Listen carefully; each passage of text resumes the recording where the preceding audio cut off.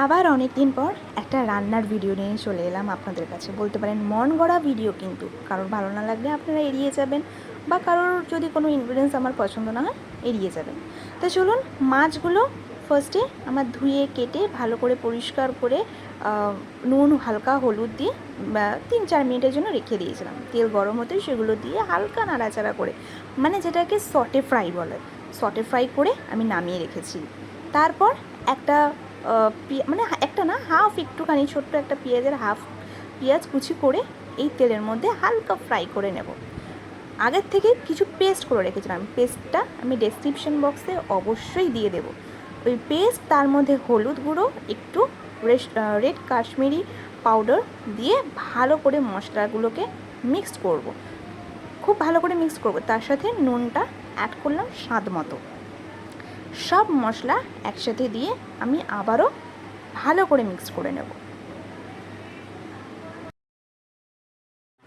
এবার ঢাকনা দিয়ে দেবো 5 মিনিটের জন্য। দেখুন 5 মিনিট পর তেল যখন ছেড়ে গেছে, মশলাটা দেখতে কিন্তু খুব স্পাইসি হয়েছে, কিন্তু এতটাও স্পাইসি হবে না, চিন্তা করবেন না।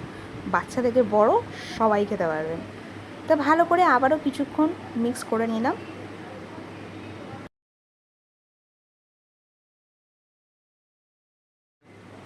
দেখে বুঝতেই পারছেন মশলা কিন্তু ভালো মতন কষে গেছে, আমার তেলও ছেড়ে দিয়েছে।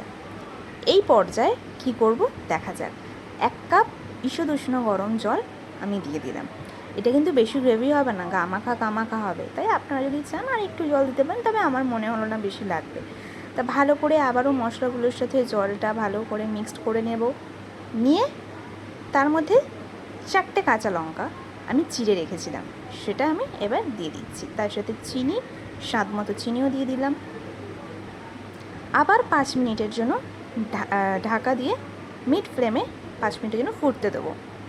তো চলুন ততক্ষণ ওয়েট করা যাক 5 মিনিট।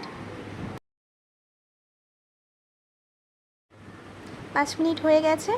এবার দেখুন পুরো ফুটে গেছে জল, বেশ সুন্দর কালার এসছে, কাঁচা লঙ্কার স্মেলটাও ছাড়ছে। আর একটু নাড়িয়ে চাড়িয়ে এবার মাছগুলোকে আমি দিয়ে দিচ্ছি। মাছগুলোকে ভালো করে গ্রেভির সাথে আমি এদিক সেদিক করে মিশিয়ে দিলাম। কিছুক্ষণ মিশিয়ে এবার এটাকেও আরও 5 মিনিটের জন্য কুকড করতে দেবো। ওভার কুকড হলে কিন্তু সেটা ভালো লাগবে না। তা দেখুন আমার রান্না কিন্তু অলমোস্ট ডান, অলমোস্ট না, ডানই বলতে গেলে। দেখতে কিন্তু খুব সুন্দর হয়েছে, স্মেলটাও খুব সুন্দর। আপনারা তো স্মেল পাবেন না যতক্ষণ না আপনারা রান্না না করছেন। তো চলুন আবার কিছুক্ষণের জন্য এটাকে স্টে করতে দেবো। সেটা একদম ফ্লেম নিভিয়ে দেবো। তার উপর দিয়ে একটু জাস্ট সামান্য ধনে পাতা কুচি আমি রেডি করে রেখেছিলাম, সেটা উপর থেকে দিয়ে দিচ্ছি। এটা কিন্তু ফর গার্নিশিং না, এটা স্মেলটাও খুব সুন্দর আসে। আপনারা না চাইলে এটাকে দিতে পারেন না, আমি বলেছি আমার ভালো লেগেছে তাই আমি ইউজ করেছি। আপনারা না চাইলে ইউজ নাই করতে পারেন। আমার রান্না কিন্তু ডান। এটাকে জাস্ট 1 থেকে 2 মিনিটের জন্য ঢাকা দিয়ে আমি রেখে দিয়েছিলাম। তারপরে গরম গরম ভাতের সাথে আপনিও খান, মনও খুশ, অন্যকেও খুশি।